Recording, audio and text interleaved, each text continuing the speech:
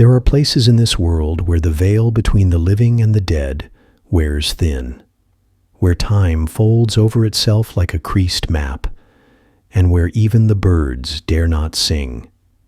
Deep in the heart of the Appalachian Mountains lies one such place, an ancient hollow the locals simply call Whispering Hollow. Few speak of it, fewer visit, and none return unchanged. The legend begins with a small coal mining town that once thrived in the early 1900s. The town of Grayditch, nestled in the folds of the hollow, was home to a tight-knit community of miners and their families. The air carried a constant veil of soot. The children played with coal-blackened hands, and the people lived and died beneath the shadow of the mountains.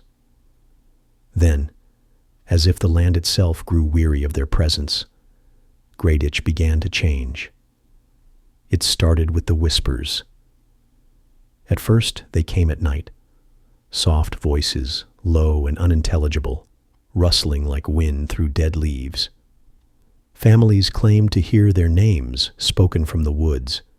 The town preacher dismissed it as imagination born of isolation, but the whispers grew louder, clearer. Miners returning from the shafts reported voices echoing through the tunnels, voices that did not belong to the living. A man named Samuel Briggs was the first to break. He was found kneeling outside the church one rainy morning, naked, mumbling fragments of an old hymn. His eyes were wide and unfocused, his lips cracked from whispering endlessly into the void. "They're down there," he kept saying, "beneath the black. They've been waiting." Doctors from a nearby city were brought in. They could find no medical explanation. Samuel was taken away, never to be seen again, but the infection had already begun. Children went missing next, not all at once, but one by one, like offerings. No footprints, no broken locks, no blood. Just empty cribs and doors left ajar. Parents wailed while the sheriff organized search parties that always returned empty. Some claimed they saw pale shapes flitting between trees. Others swore they heard lullabies sung from underground. Then came the dreams. Everyone in Grayditch began to suffer them. Vivid, disturbing visions of long-forgotten rituals, of robed figures standing in a circle beneath the moon, chanting in languages no one recognized. Dreams of tunnels breathing like lungs and dirt bleeding from walls. Dreams of eyes watching from behind bark and stone. People began sleeping with their lights on, or not at all. Soon, they started leaving.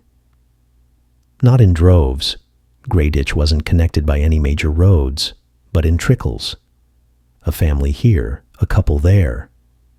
Those who stayed did so out of stubbornness or fear that whatever haunted them in the hollow would follow them elsewhere. The preacher, Reverend Mallory, insisted it was a test from God. He held nightly vigils, his voice growing hoarser each evening as he begged the Lord for deliverance. One night, the church caught fire. No one saw it start. Some said lightning struck, but the skies had been clear. Others claimed they saw figures dancing in the flames, their mouths open in silent song. Reverend Mallory's body was never recovered, though the altar remained untouched. It was as if the fire had burned around it, leaving a circle of untouched sanctuary amidst the ruin. After that, the remaining residents knew they were cursed. They stopped trying to leave. They stopped answering letters or signals from the outside world. Grayditch became a dead town, still inhabited but soulless, and Whispering Hollow grew quiet again. Too quiet. Years passed. Decades. Then, as is often the case, history was forgotten. In the early 2000s, hikers began stumbling across remnants of Grayditch. Moss-covered stone foundations, rusted tools, and fragments of old mining gear. But there was something else, an unease that settled in the bones like winter frost. Compass needles spun wildly. Phones lost signal. Some claimed to hear voices on their radios when passing near the old mine entrances. Voices calling out for help, or perhaps luring them in. In 2007, a group of amateur paranormal investigators entered Whispering Hollow with cameras and audio recorders. Their YouTube channel, Beyond the Veil, had gained popularity for documenting abandoned places and haunted sites. They never returned. Only their footage remained, mailed anonymously to their families 2 months later in an unmarked package. The videos were short, chaotic, and deeply unsettling.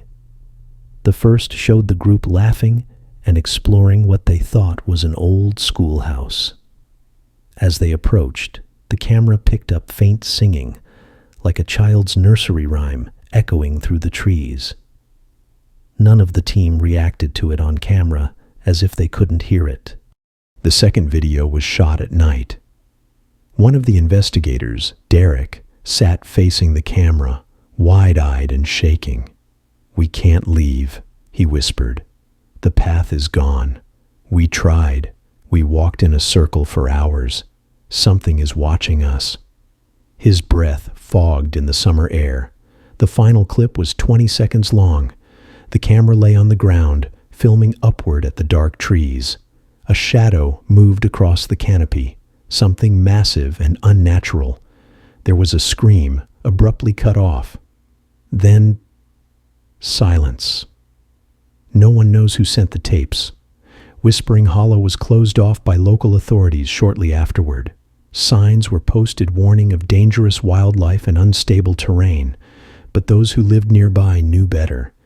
They spoke of the hollow in hushed tones, remembering the stories passed down by their grandparents. "The hollow remembers," they would say. "It keeps what it's owed." Then the disappearances began again. Campers, hunters, lost hikers. The numbers rose each year. Dogs refused to enter the area. Birds flew around it. Satellite images showed odd anomalies, blurs and static distortions directly over Greyditch's former location. Despite pressure from paranormal communities, the government declared the land off limits. But that didn't stop everyone. In 2020, a professor of Appalachian folklore named Dr. Marion Lowell went into the hollow with a research team and a local guide. She was determined to document the oral traditions of Greyditch and uncover the truth. Her journals, later recovered from the guide's abandoned truck, revealed chilling discoveries. She wrote of finding old stone carvings with symbols predating European settlement, suggesting indigenous warnings. She described singing trees, where the wind would carry voices even on still days. On the 5th day, she wrote of a dream she shared with her entire team, of a girl with a sewn-shut mouth who stood at the edge of their camp, pointing at the mine. That was her last entry. What happened in the hollow remains a mystery. Search parties found no bodies, only a half-buried notebook, torn tents, and one shoe, still laced. But those who touched the journal reportedly suffered hallucinations. One ranger took his own life a month later. Another went missing. Today, Whispering Hollow remains untouched. No road leads in anymore. Nature has reclaimed what it once lost. Trees twist unnaturally, bent as if cowering from some unseen presence. Locals say that on moonless nights, if you stand at the hollow's edge and hold your breath, you can hear them, the whispers, calling you by name. They say the hollow is hungry. It feeds not just on flesh, but on memory, on legacy. It erases you, makes you part of the soil, part of the air, part of the song that plays only for the damned. It waits for footsteps, and when they come, it listens, and it remembers. They say the mountains never forget, long after the last scream fades into the trees, long after boots rot and memories turn to dust, Whispering Hollow remains, alive, breathing, listening. It doesn't crave attention.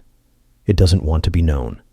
It wants silence, obedience, and sacrifice. If you ever find yourself near the hollow, keep walking.